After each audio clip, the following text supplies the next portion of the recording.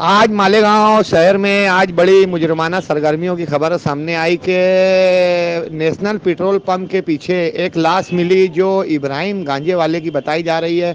इब्राहिम गांजे वाला जिस पर इससे पहले भी फायरिंग हो चुकी थी, आज बर्गमैन गाड़ी के साथ उसकी लाश पाई गई। इस मामले में आज़ाद नगर पुलिस स्टेशन के अंदर CR नंबर 26/2024 और एक और CR 27/2024 दाखिल हुआ है। दोनों पार्टी के ऊपर काउंटर केस दाखिल हुआ है, जिसके अंदर से मेरे पास जो है तो 26/2024 नंबर का जो CR है, जिसमें 307 लगाई हुई है और कुछ राइट की कलम है, आर्म एक्स है। और इसमें पुलिस ने अभी फ़िलहाल 3 लोगों को अरेस्ट किया हुआ है। 3 में फिरोज़ वहाँ, शेख सुलेमान और अनीस अहमद। इनके ताल्लुक़ से शेख अफजल, शेख हनीफ ने कंप्लेंट किया हुआ है और उसी कंप्लेंट के बिना पे ये गुनाह जो पुलिस ने दाखिल किया हुआ है। आज कोर्ट के सामने तीनों आरोपी को पेश किया गया। भलगट साहिब की कोर्ट में इनको पेश किया गया। सरकारी वकील गिरीश पवार थे और पेश करने के बाद में वो लोगों ने कोर्ट को बोला कि हमको 5 दिन की पुलिस कस्टडी चाहिए। पुलिस कस्टडी के अंदर उन्होंने ऐसी डिमांड की कि हमको कुछ हथियार वगैरह रिकवर करना बाकी है और उसके अलावा गुने के ताल्लुक़ से और भी तपास करना बाकी है। जिसको मार लगी है उसका सर्टिफिकेट वगैरह भी उनको लेना है और जाके वहाँ पर कुछ गवाहों के बयान भी लेना है। उसकी वजह से कोर्ट ने फिर उनकी बातें सुनी।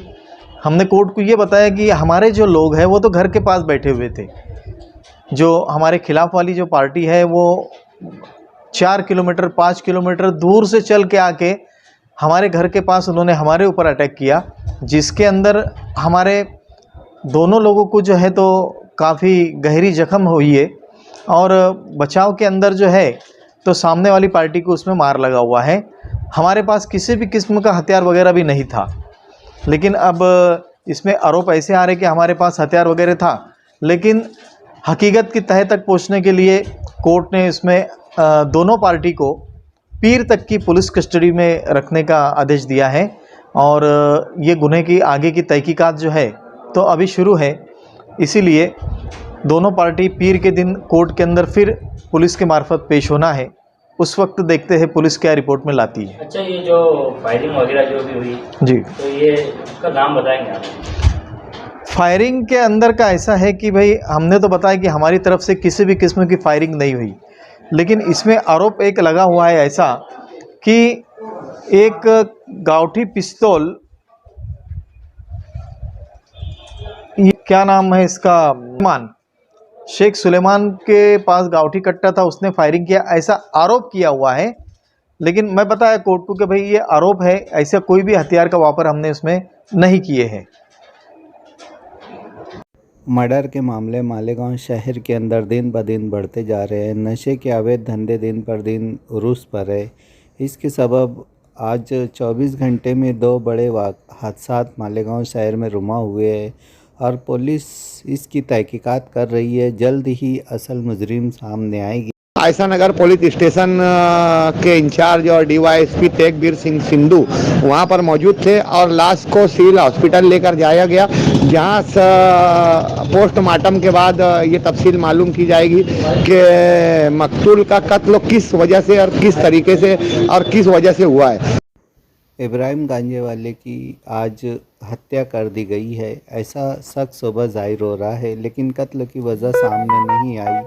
पुलिस इसकी तफ्तीश करके मुकम्मल जानकारी देगी और न्यू अपडेट के लिए सबसे पहले देखने के लिए सदाए वक्त चैनल के साथ बने रहे। लाइक करें, सब्सक्राइब करें और बेल आइकन दबाना दोस्तों ना भूलें।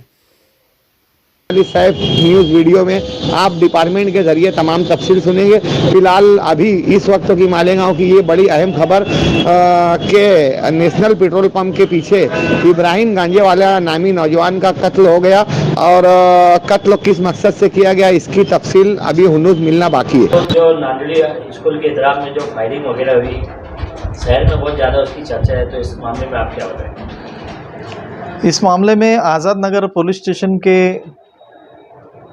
अंदर CR नंबर 26/2024 और एक और CR 27/2024 दाखिल हुआ है। दोनों पार्टी के ऊपर काउंटर केस दाखिल हुआ है, जिसके अंदर से मेरे पास जो है तो 26/2024 नंबर का जो CR है जिसमें 307 लगाई हुई है और कुछ राइट की कलम है, आर्म एक्स है। और इसमें पुलिस ने अभी फ़िलहाल 3 लोगों को अरेस्ट किया हुआ है। 3 में फिरोज़ वहाफ़, शेख सुलेमान और अनीस अहमद। इनके ताल्लुक़ से शेख अफ़ज़ल, शेख हनीफ ने कंप्लेंट किया हुआ है और उसी कंप्लेंट के बिना पे ये गुनाह जो पुलिस ने दाखिल किया हुआ है। आज कोर्ट के सामने तीनों आरोपी को पेश किया गया। भलगट साहिब की कोर्ट में इनको पेश किया गया। सरकारी वकील गिरीश पवार थे और पेश करने के बाद में वो लोगों ने कोर्ट को बोला कि हमको 5 दिन की पुलिस कस्टडी चाहिए। पुलिस कस्टडी के अंदर उन्होंने ऐसी डिमांड की कि हमको कुछ हथियार वगैरह रिकवर करना बाकी है और उसके अलावा गुने के ताल्लुक़ से और भी तपास करना बाकी है। जिसको मार लगी है उसका सर्टिफिकेट वगैरह भी उनको लेना है और जाके वहाँ पर कुछ गवाहों के बयान भी लेना है। उसकी वजह से कोर्ट ने फिर उनकी बातें सुनी। हमने कोर्ट को ये बताया कि हमारे जो लोग हैं वो तो घर के पास बैठे हुए थे।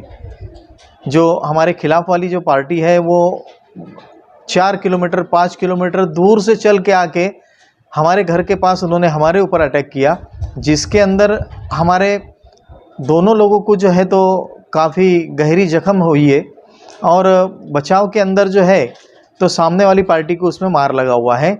हमारे पास किसी भी किस्म का हथियार वगैरह भी नहीं था, लेकिन अब इसमें आरोप ऐसे आ रहे कि हमारे पास हथियार वगैरह था, लेकिन हकीकत की तह तक पहुंचने के लिए कोर्ट ने इसमें दोनों पार्टी को पीर तक की पुलिस कस्टडी में रखने का आदेश दिया है और ये गुने की आगे की तहकीकात जो है तो अभी शुरू है।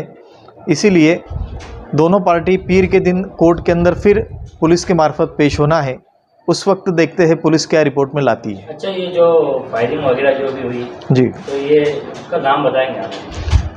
फायरिंग के अंदर का ऐसा है कि भाई हमने तो बताया कि हमारी तरफ से किसी भी किस्म की फायरिंग नहीं हुई, लेकिन इसमें आरोप एक लगा हुआ है ऐसा कि एक गावठी पिस्तौल, ये क्या नाम है इसका, शेख सुलेमान के पास गावठी कट्टा था, उसने फायरिंग किया, ऐसा आरोप किया हुआ है। लेकिन मैं बताया कोर्ट को कि भाई ये आरोप है, ऐसा कोई भी हथियार का वापर हमने उसमें नहीं किए हैं।